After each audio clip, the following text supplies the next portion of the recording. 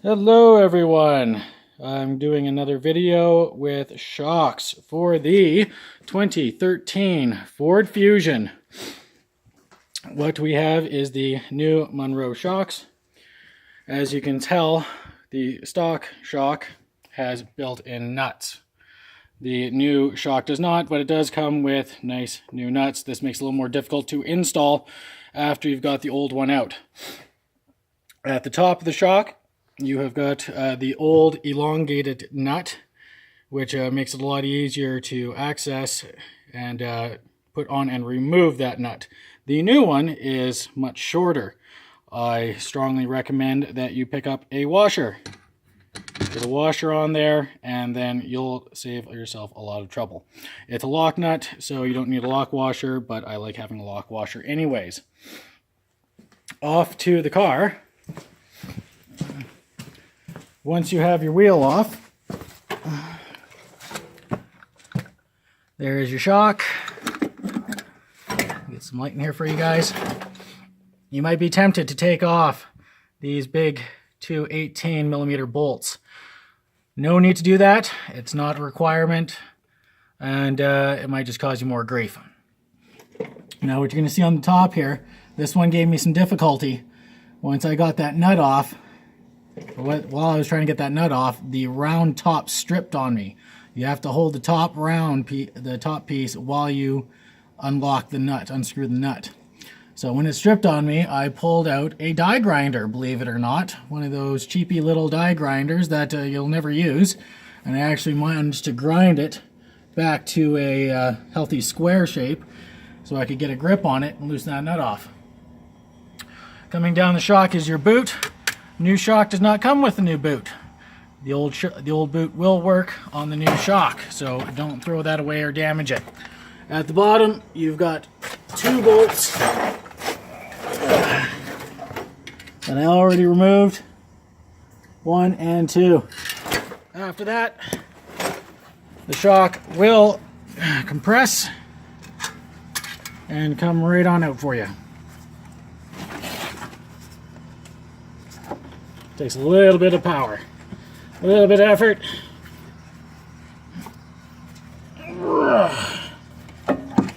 Push up on it, up, up, up, up, up, up, and then let it drop out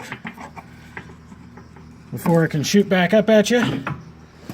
So as you can tell, this shock is coming back up again slowly, so it's not completely dead.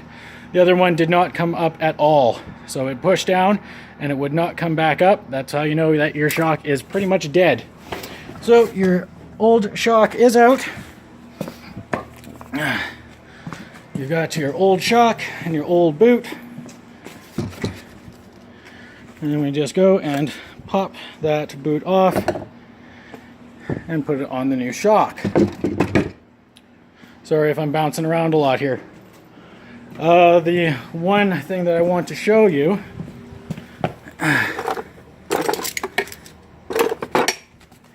to get that top nut off, you are going to need some tools. 15mm combination wrench goes on to the nut, and then vice grips or a 6mm, I believe, may work, will go on top of that. So just so you have a good idea of what I am talking about is how to get that top nut off, because it is a little confusing, because as you loosen this nut, you're right, it does come up and it hits the pliers, and it will kick those vice grips, not pliers, vice grips right off. But by the time it does that, you have WD-40'd the heck out of this nut, and then the rest of it will just come right off, no problem. As soon as the pliers, vice grips kick off, then the nut will come off as well. After that, you just compress your new shock with the boot on, put it into place. Now you're going to notice that this is on an angle.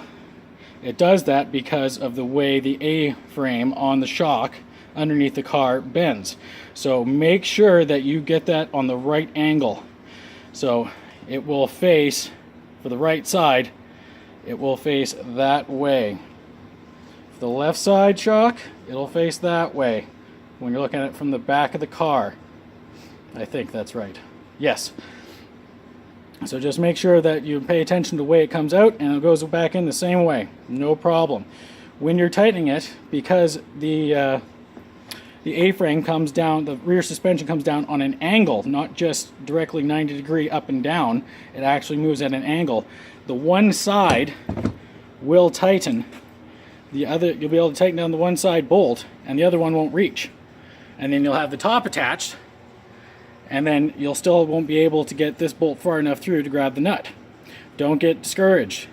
Tighten up this one, the one that you can get, as much as you can, and you'll notice that it will actually pull the suspension together, and then you'll be able to feed the other nut onto the other bolt. Tighten it up, put your tire back on. There is no need to take off any of the other caliper or rotor. As you can see, everything is just as it was when I pulled the tire off. So it's 3 bolts. 3 bolts, that's it. Put your new shock in, tighten it up at the top, tighten it up at the bottom, get your tire on, and you are done, folks. Easy peasy. Have a good one. Hope it helps.